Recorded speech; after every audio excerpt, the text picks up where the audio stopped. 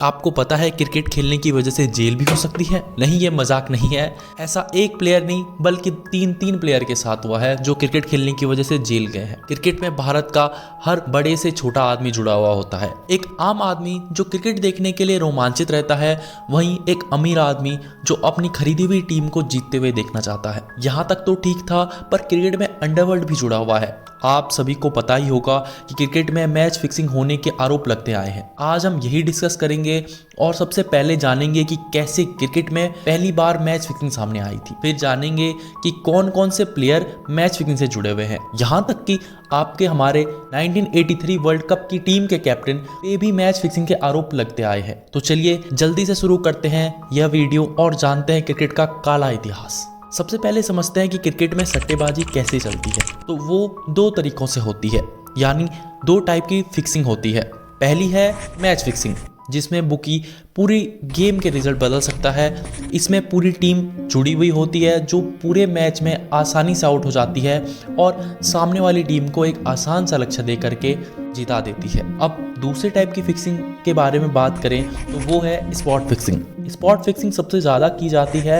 इसमें एक प्लेयर को बुकी अपने इशारों पर नचाता है, क्योंकि एक प्लेयर को खरीदना आसान है जबकि पूरी टीम को खरीदना मुश्किल। स्पॉट फिक्सिंग में प्लेयर बुकी के हिसाब से नो बॉल या वाइड डाल के बुकी को बैटिंग के मार्केट में माला माल कर देता है। चलिए अब जानते हैं इंडिया में बैटिंग कैसे होती है। कहा जाता है कि फील्ड में खेल रहा खिलाड़ी तो बस एक मोहरा मात्र होता है, असली खेल पर्दे के पीछे चलता है, जहां की एक इशारे से मैच का रुख बदल जाता है। मैच फिक्सिंग हो या स्पोर्ट फिक्सिंग, सबने ही जेंटलमैन्स गेम कहलाने वाले खेल को शर्मसार किया है। तो सट्टे के खेल को सबसे बड़ी उड़ान तब मिली जब 80 और 90 के दशक में वनडे मैचेस शारजाह में हुए। आपको जानकर हैरानी होगी कि एक मैच में 30 से 40 करोड़ का सट्टा लगता है, और ये पैसा इससे भी ज्यादा तब हो जाता है जब भारत का मैच होता है। सबसे ज्यादा सट्टा इंडिया के मैचेस पे ही लगता है। तो कैसे इंडिया का मैच साफ सुथरा होता है, जहां अंडरवर्ल्ड भी अपनी नजर जमाए बैठा हो और 30-40 करोड़ का सट्टा लग रहा हो, वो कहां एक क्रिकेट मैच तक ही रह पाता है। अब इंडिया में सट्टेबाजी लीगल नहीं है, तो सट्टेबाजी का रेट कराची और दुबई में फिक्स होता है और इंडिया में बुकीज को ये रेट मानना ही पड़ता है। अगर किसी टीम के जीतने के चांसेस ज्यादा होते हैं तो उसे फेवरेट टीम मान लिया जाता है। उसका रेट 80-83 आ जाता है। इसका मतलब है कि फेवरेट टीम है। टीम पे 80,000 लगाने पर 1 लाख मिलेगी और दूसरी टीम पर 83,000 लगाने पे 1 लाख। लेकिन अब जो मेन पॉइंट है सट्टेबाजी का वो ये है कि अगर आपकी चुनी हुई टीम हार जाती है तो लगाया गया पूरा पैसा आप खो दोगे। अब जो ये 80-83,000 का रेट था वो मैच के साथ साथ आगे बढ़ता रहता है। जहां जो टीम जीती या हारती नजर आती है उसका रेट कम या ज्यादा हो जाता है। ये रेट फोन पे आते हैं जिसका कनेक्शन के स्पेशल नंबर होते हैं, जिसको डायल करने पे पूरी सट्टेबाजी की कमेंट्री शुरू हो जाती है। पहली बार मैच फिक्सिंग तब सामने आई थी जब 2000 में क्रिकेट एक जुनून बन गया था और क्रिकेट में पैसे भी खूब आने लगे थे। इंडिया में फॉरेन क्रिकेटर्स को और इंडियन क्रिकेटर्स को अपना हीरो मानने लगे थे, तो कहीं क्रिकेटर्स को भगवान। कैप्टन अजरुद्दीन और अजय जडेजा की जोड़ी खूब फेमस थी। दोनों ही प्लेयर सामने वाली टीम के छक्के छुड़ा देती थी और मैच अकेले ही अपने दम पर जीत लेती थी। लेकिन अब साल 2000 में क्रिकेट के पीछे का काला सच सामने आने लगा और कई बड़े बड़े क्रिकेटर्स पे मैच फिक्सिंग का आरोप लगने लगा। भारत में पूजे जाने वाले क्रिकेटर्स जब गद्दार नजर आने लगे तो इंडियन क्रिकेट फैन अपना आपा खोने लगे।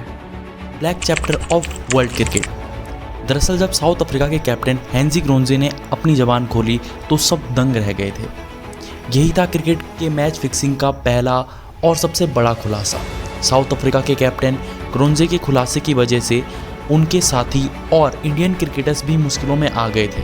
हुआ ये था, 11 अप्रैल 2000 को साउथ अफ्रीका के कैप्टन हेनजी क्रोन्जे ने कबूल किया था कि वो मैच फिक्सिंग से जुड़े हैं। अब आपको बता दें कि इसका खुलासा भी इंडिया ने ही किया था। दिल्ली पुलिस ने 7 अप्रैल 2000 में क्रोन्जे पर मैच फिक्सिंग का आरोप लगाया। दिल्ली पुलिस के पास क्रोन्जे और मैच फिक्सर संजय चावला की बातचीत का टेप था। साउथ अफ्रीका के 3 और प्लेयर के खिलाफ भी मैच फिक्सिंग के सबूत थे दिल्ली पुलिस के पास। वो थे मार्शल गिब्स, निकी और पीटर स्टेडम।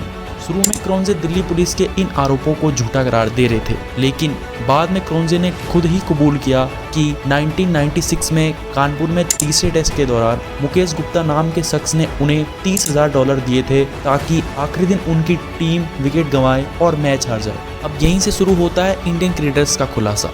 शुरू में किसी को भरोसा नहीं होता है, लेकिन दिल्ली पुलिस के सबूत इतने पक्के होते हैं कि हर क्रिकेट फैंस का दिल टूट जाता है। क्रोन्जे ने अपने खुलासे में इंडियन कैप्टन अजहर का नाम भी लिया था, क्योंकि वो अजरुद्दीन ही थे जो क्रोन्जे को मैच फिक्सर से मिलाया करते थे। अजहरुद्दीन ने क्रोन्जे को सट्टेबाज मुकेश गुप्ता से 1960 में कानपुर टेस्ट मैच के दौरान मिलाया था और मैच फिक्सिंग की थी। ये नाम आप ध्यान से सुन लीजिए, मुकेश गुप्ता। मुकेश गुप्ता असली खिलाड़ी हैं मैच फिक्सिंग के पीछे का। ये अंडरवर्ल्ड के इशारे पर रणजी ट्रॉफी खेल रहे उन खिलाड़ियों को फाइनेंशियली मदद करता है जो आगे जाकर टीम इंडिया के लिए खेल सकते हैं। एमके यानी मुकेश गुप्ता ने ऐसे ही रणजी ट्रॉफी के दौरान अजय शर्मा को भी फाइनेंशियली और उनकी छोटी मोटी जरूरतें पूरी की थी। बाद में जब वो टीम इंडिया के लिए सिलेक्ट हुए तो टीम की जानकारी एमके को दिया करते थे और जब न्यूजीलैंड का टूर चल रहा था उस टाइम अजय मनोज प्रभाकर के रूममेट थे। बाद में अजय शर्मा ने स्टेटमेंट दी थी कि वो नए थे पर मनोज प्रभाकर ही उनको ये सारी जानकारी लेकर देते थे।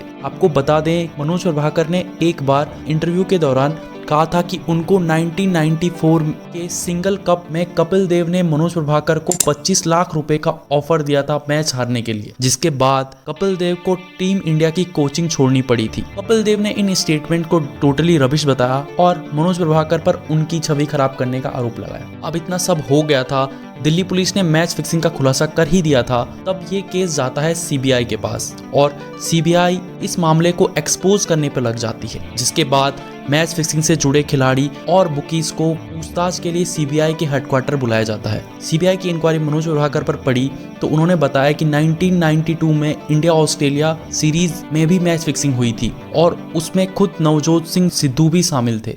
अब मनोज प्रभाकर अजहरुद्दीन का सच सामने लाते हैं और बताते हैं कि जब अजहर की गर्लफ्रेंड फैशन शो करना चाहती थी लेकिन फैशन शो के लिए उन्हें 1 करोड़ की जरूरत थी। इस पर अजय शर्मा अजहर की मीटिंग एमके गुप्ता से कराते हैं। एमके गुप्ता मान जाते हैं और 50 लाख एडवांस के साथ शर्त रखते हैं कि अजहर को बताना होगा भारत कौन से मैच जीतेगा और कौन से हारेगा, यानी मैच पहले से ही फिक्स रहेगा जिसके हिसाब से एमके पैसा लगाएगा।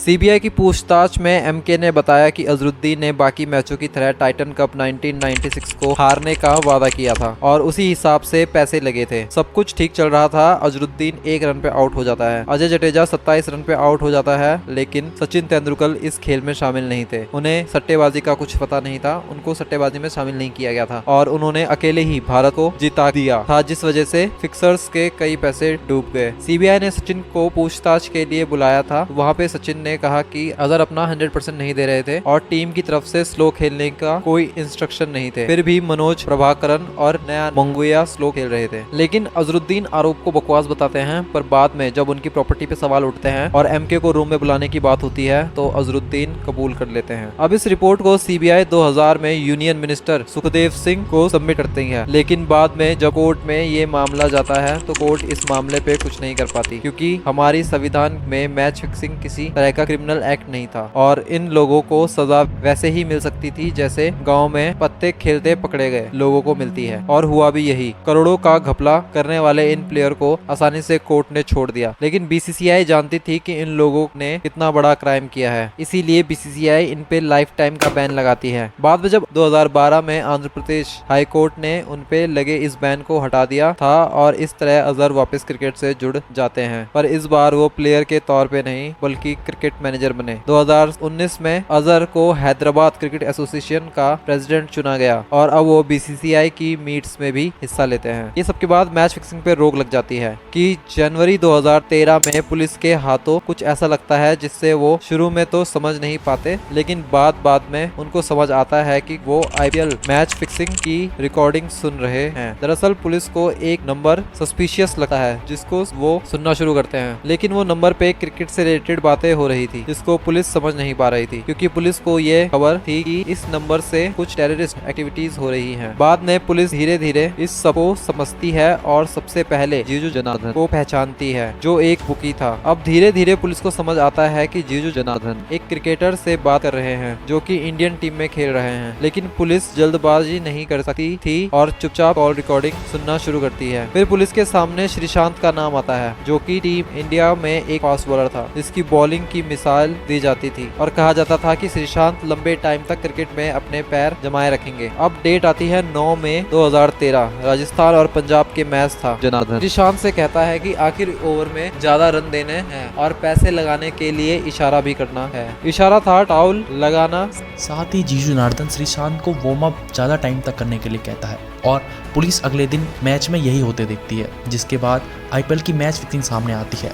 पुलिस अभी भी सटोरियो की रिकॉर्डिंग सुन रही थी, लेकिन केवल श्रीशांत ही नहीं बल्कि अजीत चंडेला पर भी पुलिस की नज़र थी। और 15 मई को अजीत चंडेला अमित सिंह जो कि एक बुकी था उसको टी शर्ट उठाकर सिग्नल देता है और पहले से डिसाइडेड लास्ट ओवर में 13 रन देता है, जिसके बाद पुलिस के पास सबूत इकट्ठे हो जाते हैं। अब पुलिस इनकी धरपकड़ करना शुरू करती है। 15 मई को ही मुंबई से श्रीशांत, अजीत और अंकित को अरेस्ट करा जाता है। पुलिस ने मीडिया को बताया कि श्रीशांत राजस्थान टीम वाले होटल में नहीं बल्कि दूसरे होटल में जीजू जनार्दन के साथ था, जहां पुलिस को 72,000 कैश, कुछ मैच फिक्सिंग से रिलेटेड डायरीज भी मिलती हैं जो श्रीशांत ने लिखी थी। अगर आपको लग रहा है कि पुलिस के पास इनके खिलाफ पुख्ता सबूत थे तो इन 3 प्लेयरों को सजा जरूर मिली होगी, लेकिन ऐसा नहीं है। इन प्लेयरों को वैसे ही सजा मिलती है जिसे पिछली बार के मैच फिक्सरों के साथ हुआ था, और मैच फिक्सिंग के लिए भारत में कोई कानून न होने की वजह से ये बच जाते हैं। जैसे कि हमने वीडियो की शुरुआत में ही बताया था कि 3 प्लेयर को क्रिकेट खेलने की वजह से जेल हुई थी, तो वो 3 प्लेयर श्रीशांत, अजीत चंडेला और अंकित चावला ही थे। इन तीनों को करोड़ों की स्पॉट फिक्सिंग करने के लिए 1 महीने के लिए तिहाड़ जेल में रखा गया था, लेकिन 1 महीने से पहले ही ये बाहर आ गए और श्रीशांत ने तो एक लंबी कानूनी लड़ाई के बाद अपना नाम स्पॉट फिक्सिंग से साफ कर दिया था, जबकि 2013 में ही इन पर लाइफ टाइम बैन लगा था। सुप्रीम कोर्ट से क्लीन चिट मिलने के बाद श्रीशांत रणजी ट्रॉफी में भी नजर आए। क्रिकेट को हमेशा से ही इंडियंस ने पसंद किया है, जिसकी वजह से क्रिकेट नेशनल गेम न होने के बावजूद भी गली गली में खेला जाता है। यहाँ तक कि क्रिकेट को गवर्नमेंट का भी कोई सपोर्ट नहीं मिलता है, फिर भी बीसीसीआई सबसे अमीर बोर्ड में है और बीसीसीआई गवर्नमेंट और गवर्नमेंट से मिलने वाले सपोर्ट को सामने से ठुकरा देती है, जिसकी वजह से गवर्नमेंट का भी क्रिकेट पर कोई कंट्रोल नहीं है। हम सबने कभी ना कभी क्रिकेट खेला ही है और क्रिकेट देखना भी पसंद करते हैं। आपको पता था कि जिस गेम को हम बड़े ही मजे से देख रहे होते हैं वो अक्सर ही फिक्स रहता है। मैच फिक्सिंग पर आपकी क्या राय है, कमेंट बॉक्स में ज़रूर बताएं। मिलते हैं अगली वीडियो में, तब तक के लिए जय हिंद, जय भारत।